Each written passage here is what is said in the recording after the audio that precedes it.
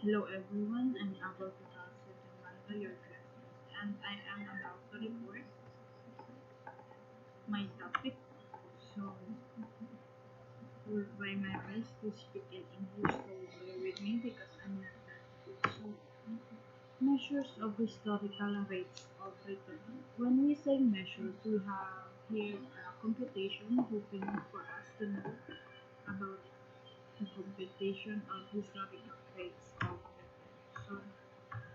So, what is a rate of return? So a rate of return is a percentage of return of your investment. So a rate of investment, a rate of return is or ROR is the gain or loss of an investment over a certain period of time. So it is the rate of your return in investments during its period and up to its maturity time. So, in other words, the rate of return is the gain or loss. So, it may be the gain or the loss of your investment compared to the cost of your initial investment. So, typically, it is it is expressed in the form of percentage. So, the rate of return is expressed in percentage because all of the investment is considered as 100%. So when the ROR is positive, it is considered a gain, and when the ROR is negative, it reflects a loss on the investment. So when we measure or when we compute the rate of return, we may have the result of positive or because it sometimes it will have a result of positive. So it is considered or it may be your investment is gaining, and when the ROR is negative, your investment is gaining loss. So it is losing. You lost your money on that investment. So a rate of return measures the profit. So a rate of return the profit divided by the money investment. So the profit, so it is the money you receive on the maturity date of your investment divided by the money you invested. So it is expressed as percent because investment opportunities come in all sizes. So as I mentioned earlier, uh, percentage or percent is used in investment because you can say that I have a 10,000 peso investment. So it's easier that way when we express it in percentage. So we may compare it or we may compute it easily. So the period of time measured is almost always presumed to be 1 year. So when we compute a rate of return, we always presume or we always use commonly we use 1 year in measuring. So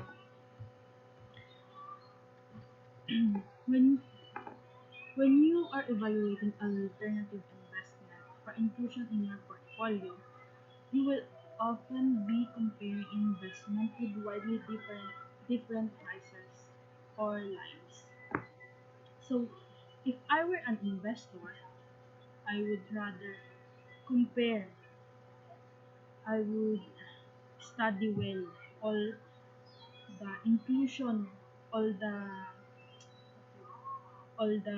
past of the investment. How did it grow? How does it does it give enough dividends? So for for example, you might want to compare when you are deciding. So you might compare a 500 peso investment with with no return and dividend. So if I were an investor, then I will saw this a 500 peso investment. I will not dare. invest here because it has no return and dividend. At the end of the year, you don't gain profit. So I doubt that I will invest my money in that. So, or a 7,500 peso investment with dividend of 250 pesos a year. So at the end of the year, your 7,500 will be 7,750. So your initial deposit will gain, initial investment will gain up to 50 every year. So quite tempting. So in order for you to properly evaluate or compare these two stocks, you must accurately compare the historical rates of return. So for you to decide if whether you choose the 500 peso investment or the 7,500 peso investment, you have to compute the historical rates of return. So how will we compute that? So for example, if you commit 10,000 pesos to an investment at the beginning of the year and you get back 11,000 pesos at the end of the year, what is your return for the period? So as we all see, your initial deposit, initial investment is 10,000, and at the end of the year or at the end of the at the maturity date of your investment, you receive 11,000 pesos. So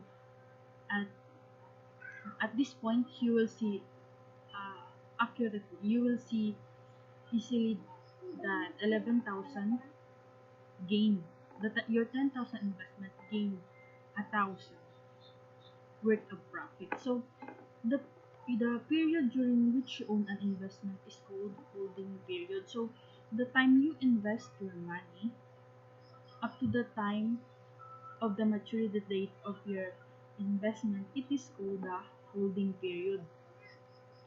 So and the return for that period is the holding period return. So the profit or the money you receive at the end of the year, it is called the holding period return. So in this example, the HPR is 1.10 calculated as follows. So in this example, the 10,000 investment and the 11,000 ending value. So the HPR here is 1.10. So the next slide will show you how we get 1.10.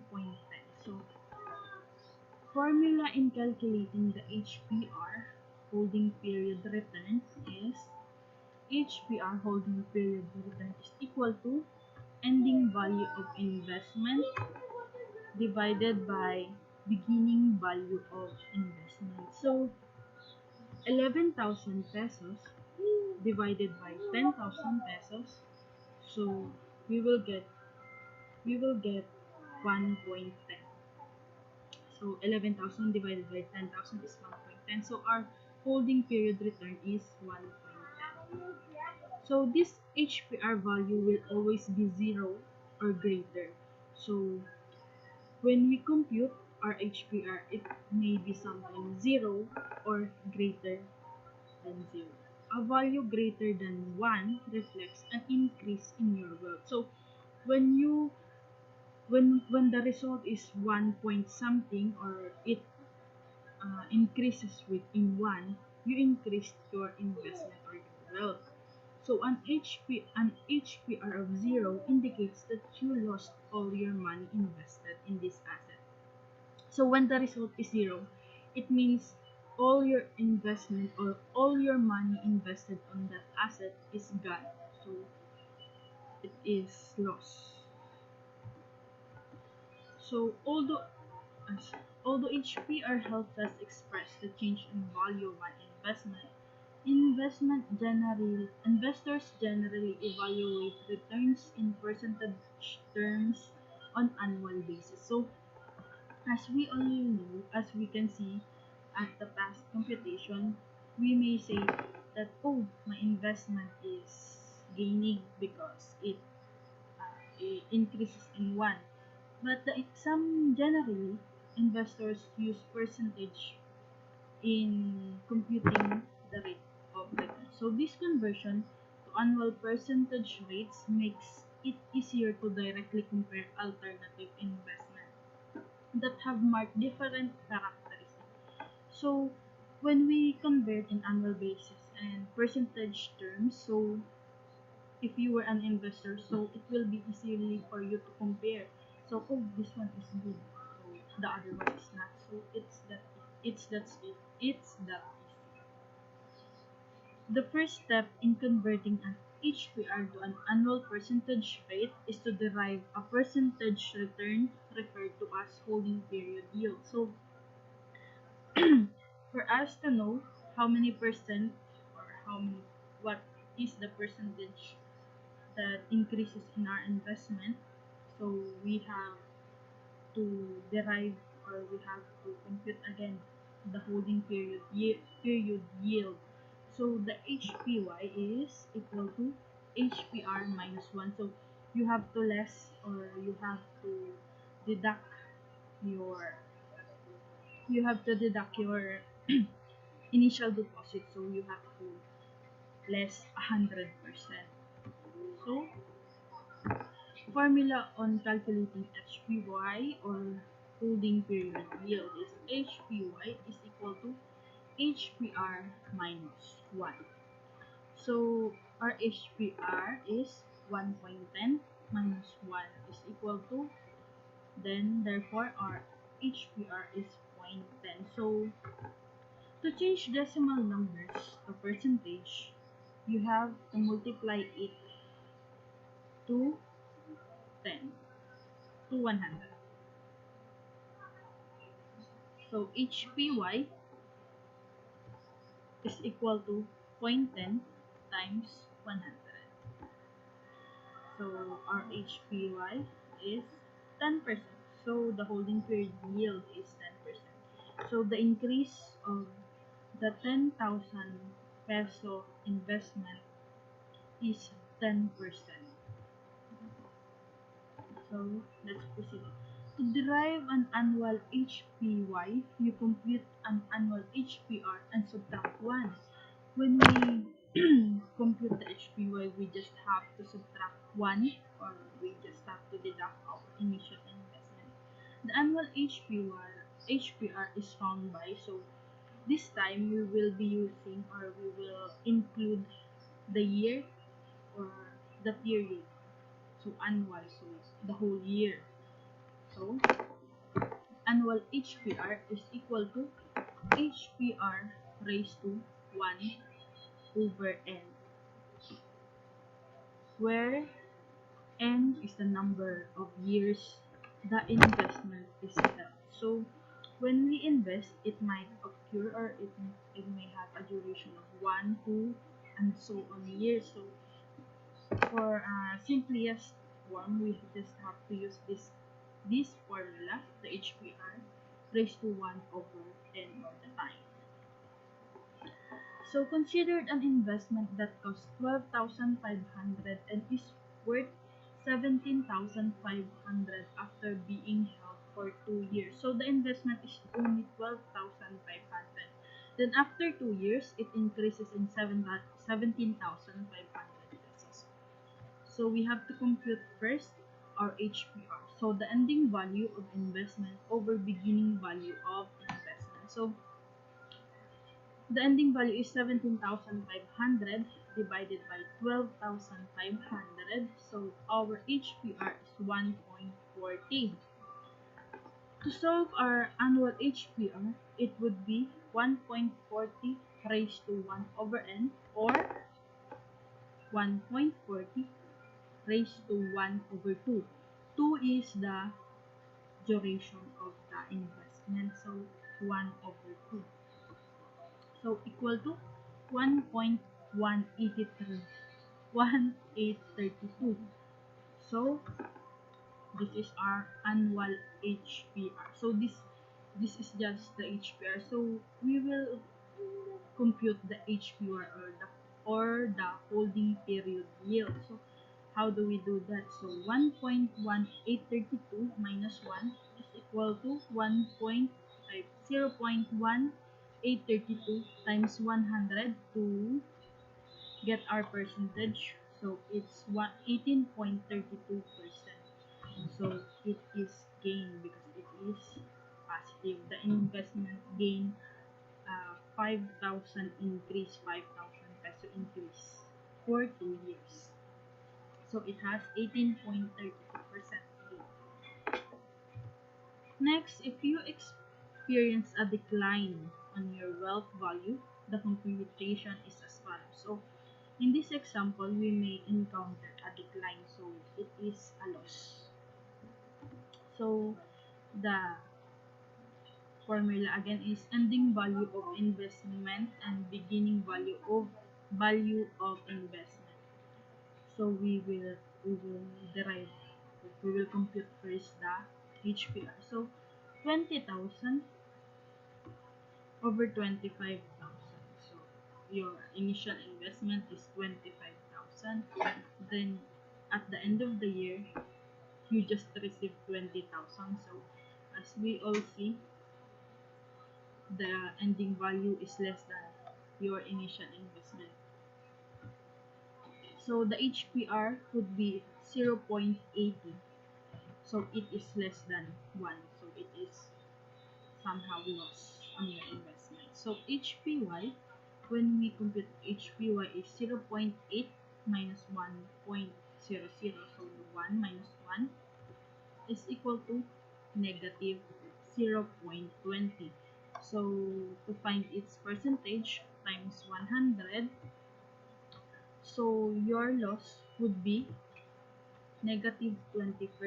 Your 20%, your initial investment decreases at 20%, negative 20% at the end of the year.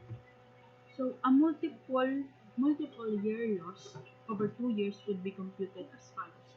So in this computation, you will learn how to compute on with with a 2 year duration. So again, the HPR would be ending value of investment over beginning value of investment is equal to 37, for example. So 37,500. Your ending value is 37,500, and your beginning value or your initial value is 50,000. So at first we will easily say that you lost about more of you you lost some of your investment. So in computing, so 0.75 raised to 1 over n. So when you divide this 37,500 over 50,000, this would be the answer. So 0.75. So 0.75 raised to 1 over 2, it would be 0.866. So it is less again. It is lost on your investment. So our annual HPY, so annual HPY is 0.866 minus 1.00. So we will less a 100%. So the answer would be negative 13.4 times 100. So your loss is negative 13.4%. In contrast in contrast, so in other words, when we consider a 5,000 held for only 6 months, so our 5,000 investment is only uh, the maturity date is only all is just 6 months. So the money earned 600. So the return is 5,600. So we will compute the HPR. So ending value of investment divided by beginning value or your initial value. So 5,600 pesos divided by 5,000. So we all see here it is the ending value is greater than the beginning value or your initial deposit. So n is equal to 0.55. So how do we get 0.5? So a whole year is 12 months. So 6 divided by 12 is equal to 0.5. It is how you get 6 months. So annual HPR is equal to 1.12 raised to 1 over zero point 0.5. So the answer or 1.12 raised to 2. So you just have to first get 1 over zero point 0.5. So the answer is 2. So 1.12 raised to 2 is equal to 1.254. So this is our annual HPR. To solve or to get the annual HPY, we just have to subtract or less 1 or your initial deposit, 0.2544 times 100 to get its percentage. So it would be 25.44% increase. So your 5,000 peso investment increases at 25.44%. So next, so a reminder, so the ending value of the investment can be the result of the positive or negative change in price for the investment alone. So the ending value, it could be a positive or a negative change in price. So ending value includes the value of everything related to the investment.